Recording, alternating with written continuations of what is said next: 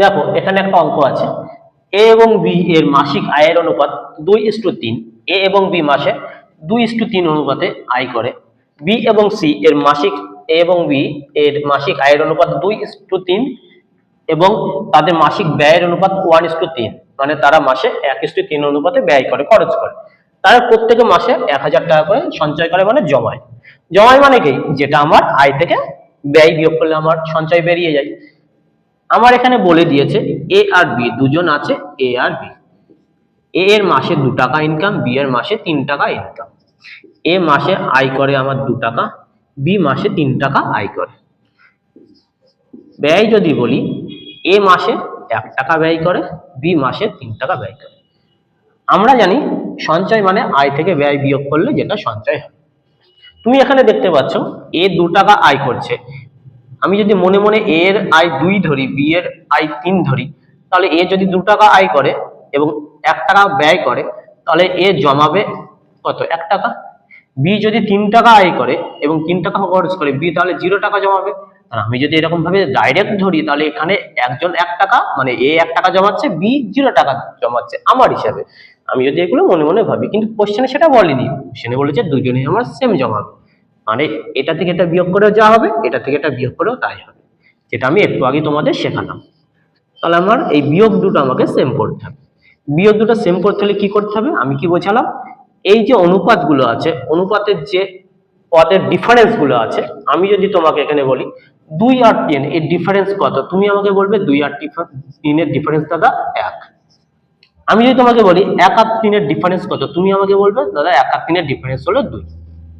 আমরা কি করব, এই যে আমি তোমাকে শেখালাম, এই যে ডিফারেন্স আছে, ডিফারেন্স দিয়ে আমার ক্রস গুণ হবে। 2 দিয়ে আমি উপরেরটাকে গুণ করব, 1 দিয়ে আমি নিচেরটাকে গুণ করব। সিম্পল জিনিস, জাস্ট গুণ, আর কিছু না। তাহলে আমি যদি 2 দিয়ে উপরেরটাকে আমি গুণ করি এবং 1 দিয়ে নিচেরটাকে আমি গুণ করি, তাহলে আমার দাঁড়াবে কি, 2 দিয়ে 2 গুণ করলাম, a is to b আমার দাঁড়িয়ে যাবে 2 দোকানে 4। আমার যখন আমি গুণ করব, প্রত্যেককে আমাকে গুণ করতে হবে, যখন আমি গুণ করব আমাকে প্রত্যেককে গুণ করতে হবে। তাহলে 2 দোকানে হবে আমার 4, এদিকে 3 আছে, 3 দোকানে হবে আমার 6। ভালো কথা, পরে এসো। 1 কে 1 দিয়ে গুণ করলাম আমার হলো 1, 3 কে 3 দিয়ে গুণ করলাম হলো আমার 3। এটা হলো আমার আয় দাঁড়িয়ে গেল, এটা আমার ব্যয় দাঁড়িয়ে গেল। তাহলে দেখো, এ যদি 4 টাকা আয় করে, 1 টাকা ব্যয় করে, তার মানে বলতে পারি এ 3 টাকা জমাচ্ছে। বি যদি 6 টাকা আয় করে, 3 টাকা খরচ করে, তাহলে বিও 3 টাকা জমাচ্ছে। তাহলে দেখো দুজনের সমান আয় বেরিয়ে গেল। কোশ্চেনে বলেছে প্রত্যেকে মানে প্রত্যেকে সমান টাকা সঞ্চয় করে, জমায়। তাহলে আমার হিসাবে এ 4 টাকা ইনকাম করছে, 1 টাকা ব্যয় করছে, তাহলে এ 3 টাকা জমাচ্ছে, বিও 3 টাকা জমাচ্ছে। তাহলে পরে আমি যেটা 3 ভেবেছি, বই সেটা বলছে 1000। আমি ভেবেছি 3, বই বলছে 1000। আমার যেটা মান 3, বইয়ের মান সেটা 1000। 3 এর মান আমার 1000। এইবার বললো বি এর মাসিক আয় কত। বি এর মাসিক আয় কত, 6। আমার হিসাবে এ 4 টাকা আয় করছে, বি 6 টাকা আয় করছে, এ 1 টাকা ব্যয় করছে, বি 3 টাকা ব্যয় করছে। তাহলে বি এর আয় চেয়েছে, মানে 6 এর মান চেয়েছে। 3 এর মান যদি 1000 হয়, 6 এর মান কত হবে, ছিল 3 হলো 6, এদিকে আমি 2 গুণ করলাম, তাহলে এদিকেও আমি 2 গুণ করে দেবো। আমার এই কাটাকাটির নিয়ম আমি বলে দিই, যেটা আমি স্টুডেন্টদেরকে শেখাই আমার সেন্টারে। উপরে উপরে কাটাকাটি যাবে, উপরে নিচে কাটাকাটি যাবে, কোনাকুনি কোনো কাটাকাটি যায় না, কোনাকুনি আমার সবসময় গুণ হয়। আবার বলছি, উপরে উপরে কাটাকাটি যাবে, উপরে নিচে কাটাকাটি যাবে, কোনাকুনি কোনো কাটাকাটি যায় না, কোনাকুনি গুণ হয়। 1000 কে 2 দিয়ে গুণ করলে আমার হবে 2000। তার মানে বি এর আয় হচ্ছে 2000 টাকা।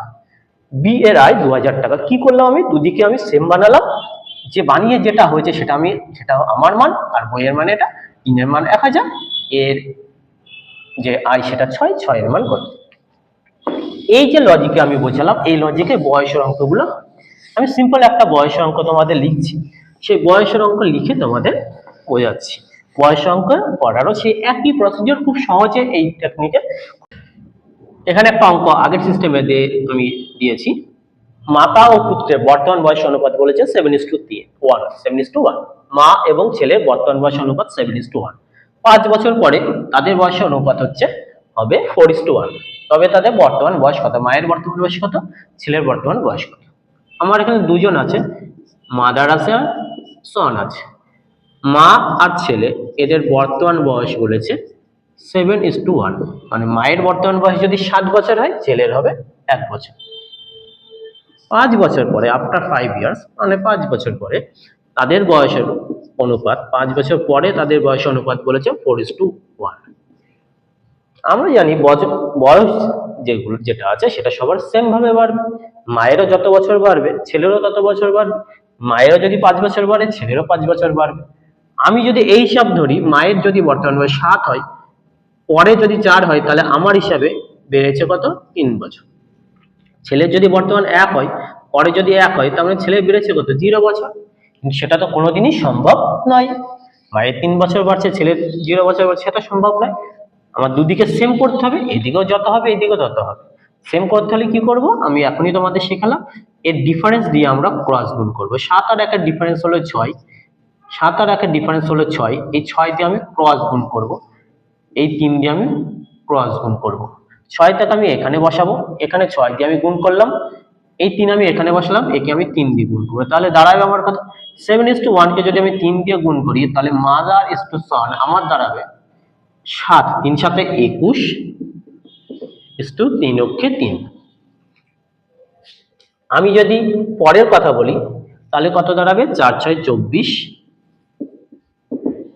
6 অক্ষে 6,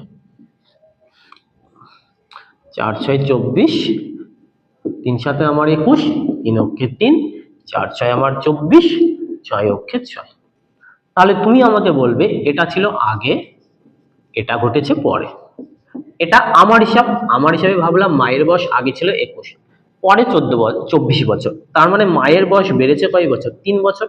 দেখো একই রকম ভাবে ছেলের আগে ছিল 3 বছর, এখন 6 বছর, তাহলে ছেলেরও বেড়েছে আমার 3 বছর, মায়েরও বাড়লো 3 বছর, ছেলেরও বাড়লো 3 বছর। তার মানে দুজনেরই আমার বয়স বেড়েছে 3 বছর। আমার হিসাবে বাড়লো 3 বছর, কিন্তু বইয়ে বাড়িয়েছে কত? 5।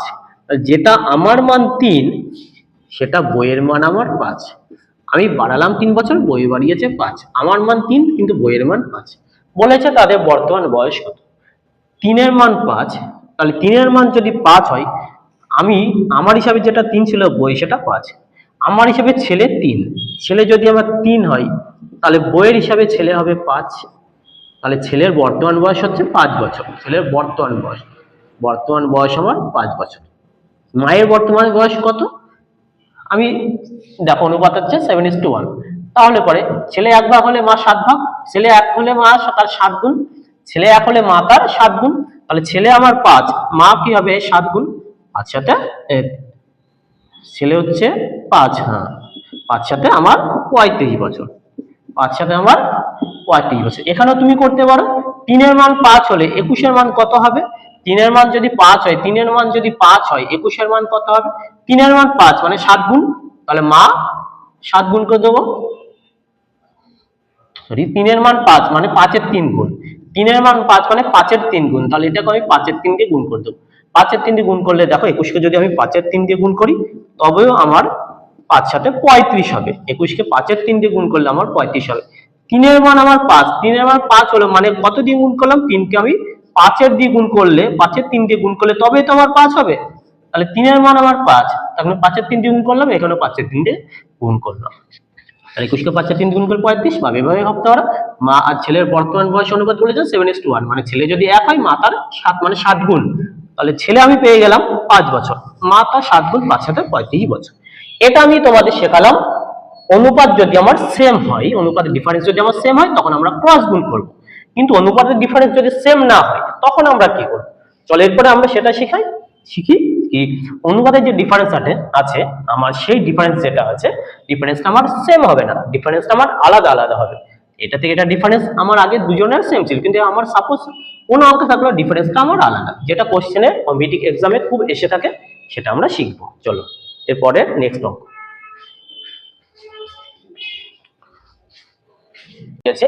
একটি রেজিমেন্টে একটা যুদ্ধের আগে অফিসার ও সৈনিকের অনুপাত ছিল 3:31, মানে একটা যুদ্ধ হয়েছে, যুদ্ধের আগে একটা সৈনিকদের রেজিমেন্ট থাকে, সেখানে অফিসার আর যারা সোলজার আছে তাদের অনুপাত দিয়েছে 3:31 একটা যুদ্ধের আগে।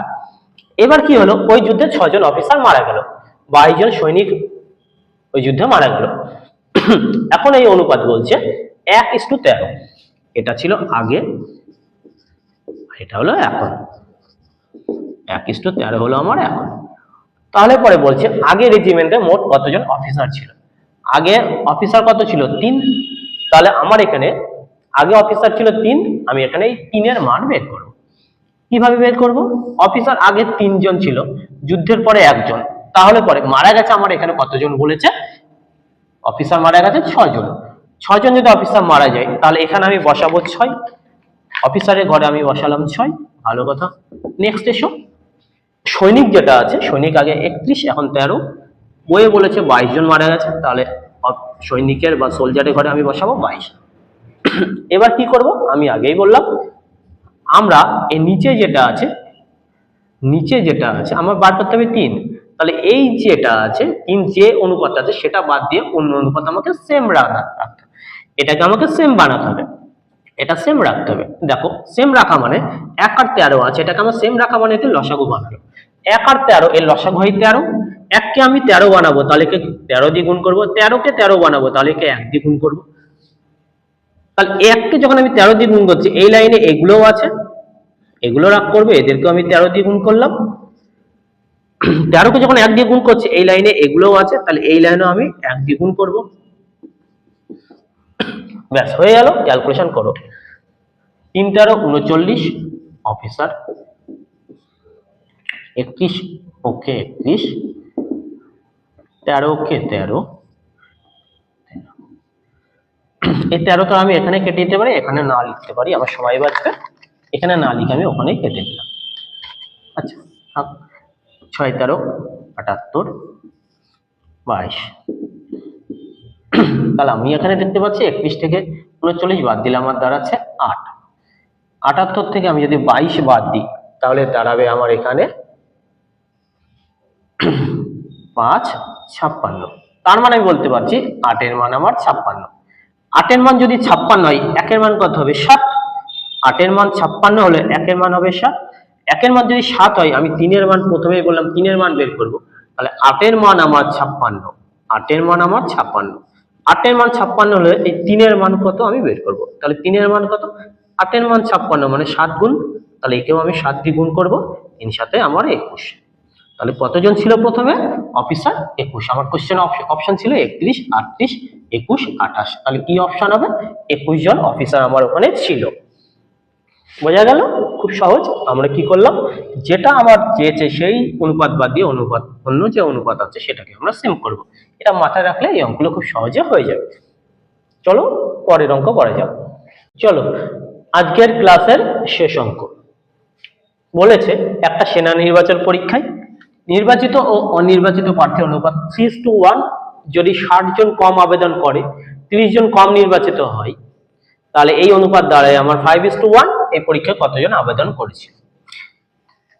দেখো, আমার একটা আর্মি সিলেকশন মানে আর্মির একটা পরীক্ষা হচ্ছে, সেখানে নির্বাচিত মানে সিলেক্টেড, নির্বাচিত বা সিলেক্টেড, সিলেক্টেড এবং অনির্বাচিত মানে আনসিলেক্টেড এর অনুপাত বলেছে 3:1। সিলেক্টেড আর আনসিলেক্টেড এর অনুপাত বলেছে 3:1।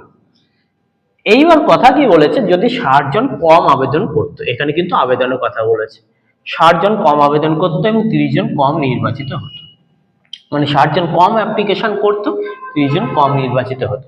60 জন যদি আমার কম আবেদন করে, 60 জন যদি আমার কম আবেদন করে তাহলে পরে, এবং 30 জন যদি কম নির্বাচিত হয়, তবে এই অনুপাত দাঁড়াবে আমার 5:1। এই অনুপাত যেটা আছে সেটা আমার দাঁড়াবে 5:1 পরে। তাহলে পরে আমার এখানে সিলেক্টেড হয়েছে 3 জন আর আনসিলেক্টেড 1 জন।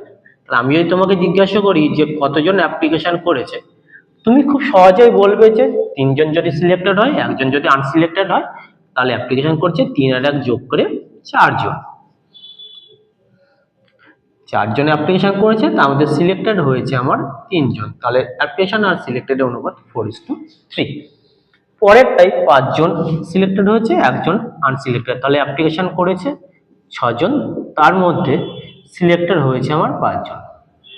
এ বলছে কি যে অ্যাপ্লিকেশনটা করেছে আমার অ্যাপ্লিকেশনের পার্থক্য বলেছে 60, 60 জন কম আবেদন করেছে, তাহলে এর পার্থক্য হলো 60। 30 জন কম নির্বাচিত হয়েছে, নির্বাচিত সিলেক্টেড 30। তাহলে এখান থেকে অ্যান্সার চেয়েছে মোট কতজন আমার আবেদন করেছে। তাহলে মোট কতজন আবেদন করেছে মানে আমি 4 এর মান বের করব। আমি এতক্ষণ তোমাদের শেখালাম যার মান বের করব সেটা বাদ দিয়ে অন্যটাকে আমি ইকুয়াল করব, সেটাকে আমি বাদ দিয়ে অন্যটাকে ইকুয়াল করব। 6 আর 5 এর ইকুয়াল করলে এদের লসাগু বানাতে হয়। 6 আর 5 এর লসাগু হয় 30, 6 কে 30 বানাবো, 5 দিয়ে গুণ করব, একে 5 দিয়ে গুণ করলে এদেরকেও আমাকে 5 দিয়ে গুণ করতে হবে। 5 আছে, 5 এর এখানে আমি 30 বানাবো, 30 বানাতে হলে একে আমরা 6 দিয়ে গুণ করতে হবে, একে যখন 6 দিয়ে গুণ করব এদেরকেও আমাকে 6 দিয়ে গুণ করতে হবে। এবার হয়ে গেল আমার গুণ করা। দেখি কত দাঁড়ায় ক্যালকুলেশন করে। 4 5 20, 3 6 18, 5 6 30, 5 6 30 একেবারে কেটে দিলাম। 5 6 300, 5 7 300, 6 30 180। তাহলে আমি বলতে পারি এই ডিফারেন্স আমার সবসময় সমান হবে। 18 আর 20 এর ডিফারেন্স করলে 2, 30 আর 180 ডিফারেন্স করলে 120। তাহলে আমি বলতে পারি 2 এর মান 120। 2 এর মান আমার 120। 2 এর মান যদি 120 হয়, আমি তোমাকে প্রথমে বললাম আমি এই 4 এর মান বের করব। 2 এর মান 120 হলে 4 এর মান হবে 240।